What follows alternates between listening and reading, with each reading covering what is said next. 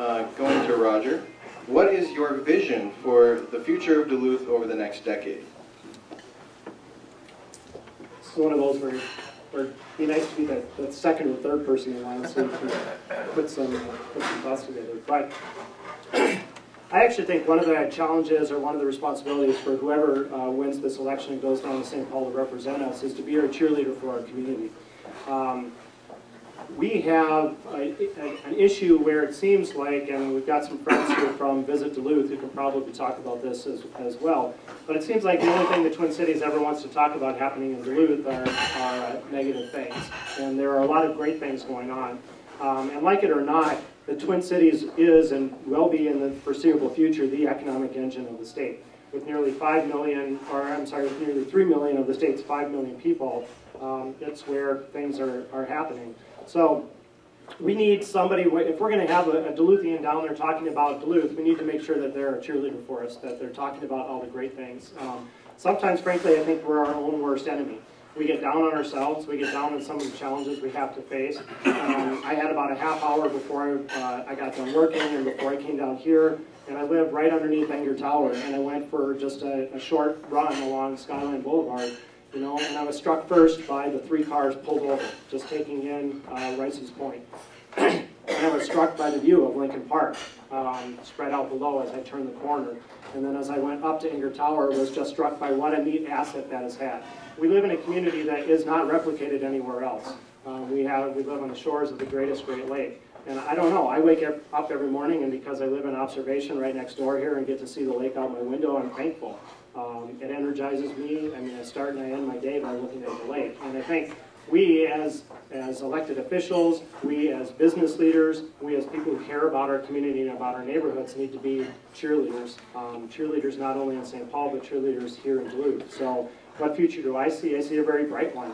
I have a lot of confidence in Mayor Ness. He stood here and he didn't sugarcoat it.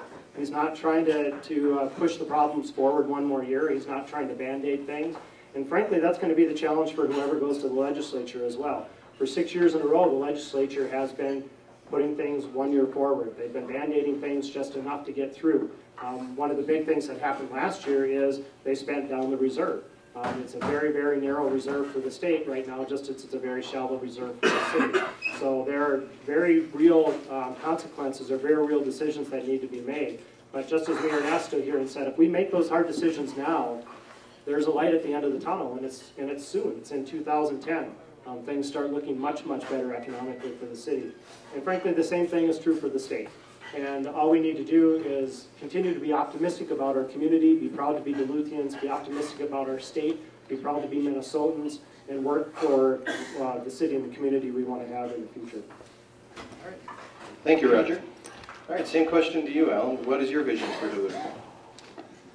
Well, my vision is in the next 10 years we will finally solve the sanitary sewer overflow problem. We've been working on that at least since the early 90s, and so hopefully that will be finally solved in the next 10 years.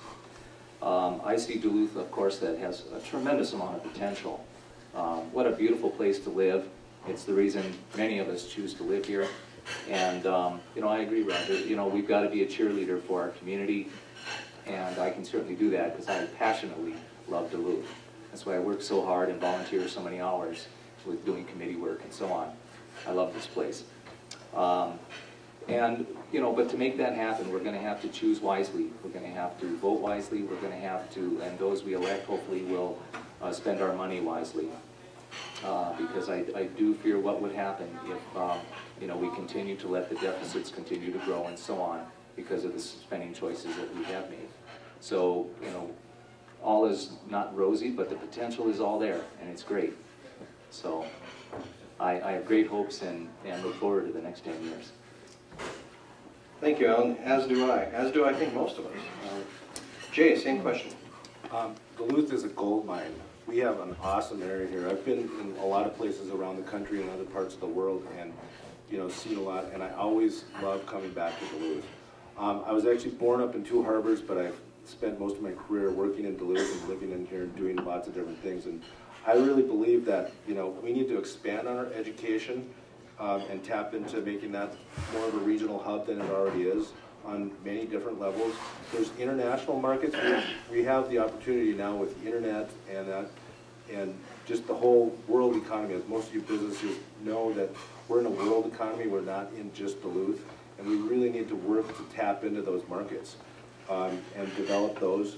Work very hard at developing small businesses. I'm working on some proposals to help both the school district and small businesses. I'm not sure how realistic they are at this point, because there are definitely political challenges within our community in making stuff happen. As some of you guys probably know, as small businesses, when you want to expand and come up with new ideas, I really feel that that's something that we all need to focus on, is developing small businesses and work very hard at doing that.